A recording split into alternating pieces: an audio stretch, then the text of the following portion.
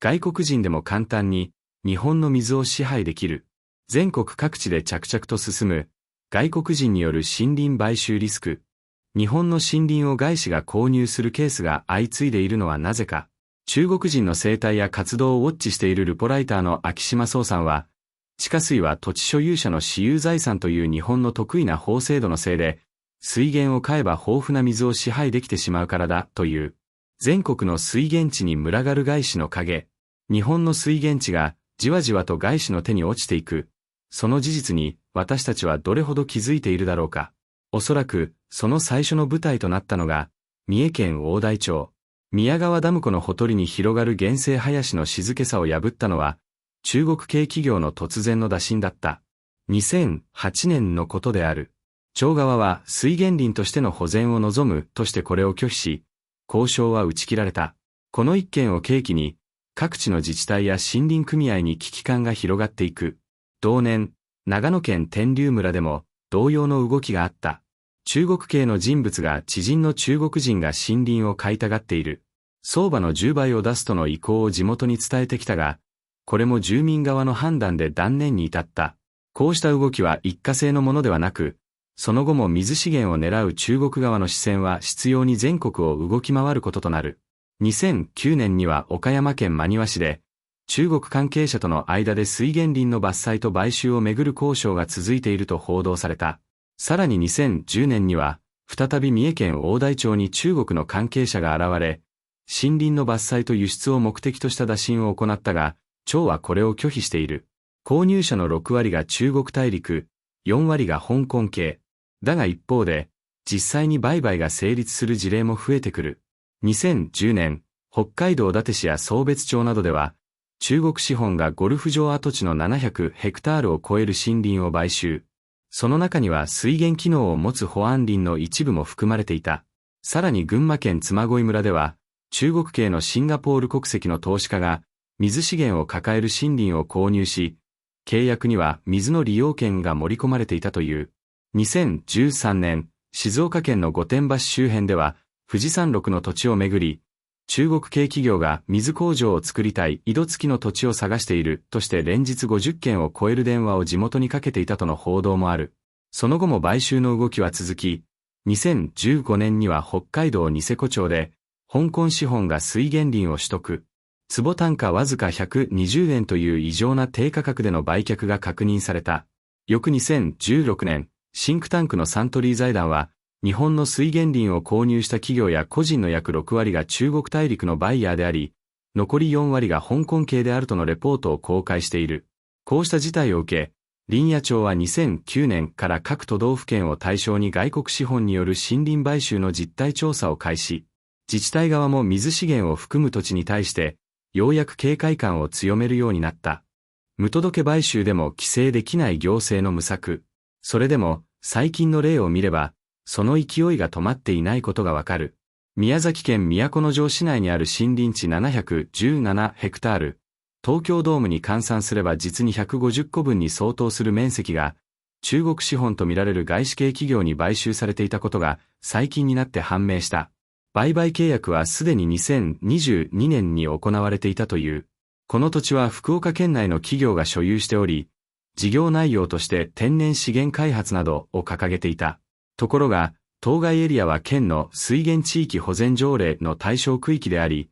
本来であれば取得時に利用目的などを届け出る必要がある。にもかかわらず、届け出は行われておらず、県がたびたび催促した末、ようやく代表者が通訳を伴って書類を提出。そこには山林の管理とだけ書かれていたという。県職員によれば、訪問時に中国語が使われていたことや代表者の氏名などから、中国系であることは容易に推察できたという。議会でもこの件は取り上げられ、北海道ではよく聞く話だが、まさかこんな身近なところで起きているとは、との驚きが広がった。しかし、県の担当部長は外国資本による林地の買収を規制するのは難しいと述べるにとどまり、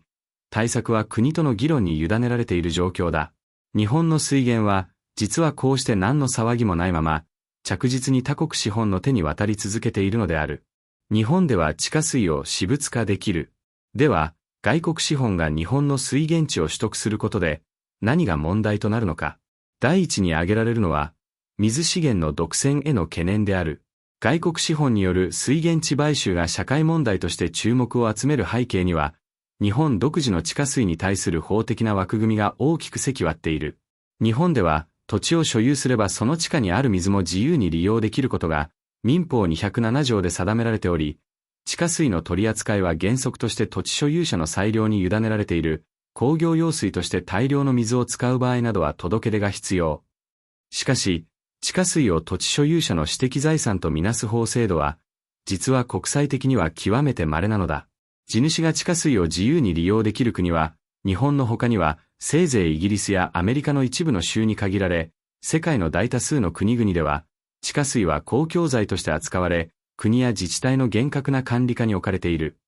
水は国家の財産が世界の常識。例えば、天然ミネラル水エビアンで知られるフランスでは、地下水の利用に際して許可や登録が義務付けられており、無許可での取水や販売は認められていない。土地所有者であっても、生活用水としての使用には一定の自由が保障されているものの、それを商業目的で自由に利用したり、国から正式な許可を得た第三者の利用を自分の土地だからといった理由で妨げたりする権利はない。水はあくまでも公共の財産であり、その管理権限は国家に属する。これが国際的には基本原則なのである。こうした制度の下では、たとえ水源地が外国資本によって買収されたとしても、その土地に湧き出る水を所有者が自由にコントロールすることはできない。水源を買えば水を支配できるということは制度的には起こり得ないのだ。ところが日本では、土地と地下水の権利が不可分のものとして扱われてきた結果、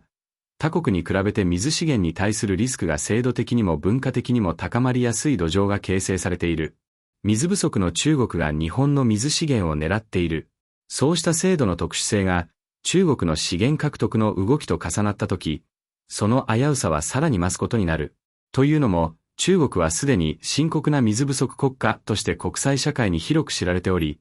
国連の報告によれば、同国は世界人口のおよそ 20% を占める一方で、淡水資源は世界全体の6から 7% に過ぎないという。一人当たりの水資源量に至っては、世界平均の約4分の1という水準にとどまっている。とりわけ中国北部は慢性的な水不足に悩まされており、首都、北京をはじめ、多くの大都市で深刻な水危機が続いている。地下水の 90% 近くが汚染され、河川や湖沼の水の60から 70% も工業排水などにより利用困難な状態にあるとの報告もある。つまり、量だけでなく質の面でも逼迫しており、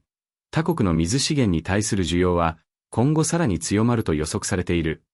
日本の水供給がいつの間にか不安定に。その中で、日本の豊かな水資源、特に水源地周辺の森林や山林が無自覚な形で外国の企業に渡っていくとすれば、将来的に地域の水供給が不安定化するリスクは決して小さくない。加えて、水源林には水資源の供給機能だけでなく、土砂災害の防止や水質の浄化、生態系の維持といった多面的な機能がある。これらは単に地域の自然環境を守るというだけでなく、広く国土の安全と公共の福祉を担保する基盤でもある。ところが、山林価格の低迷と林業の衰退により、そうした重要な森林が安価に放出されてしまう例が後を絶たない。買収の背景には水源確保とは無関係な投機目的が潜んでいるケースも多く、実際には森林の適切な管理が行われず、荒廃や放置によって土砂崩れや洪水といった災害リスクが高まる恐れもある。国家資源である水を放置してはいけない。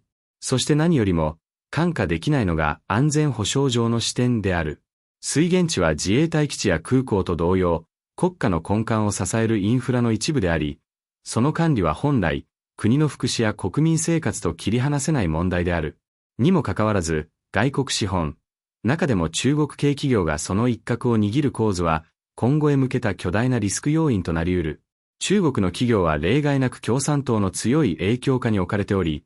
たとえ民間を装っていても、党の監視と指示から完全に切り離された経済活動は事実上存在しない。仮に中国共産党が戦略的に水源地を民間企業の顔を借りて確保し、長期的な安全保障の布石とすることがあったとしても、外部からは見抜くことは不可能だ。水は目に見えぬ国家資源であり、それゆえに気づいた時には手遅れになりかねない。日本の水は確かに豊かである。しかしその豊かさが放置すれば放置するほど、他国から見れば買収しがいのある資源として移ってしまう。そうした静かな侵食が、すでに山あいの土地で、そして水脈の奥で確実に進行しているのである。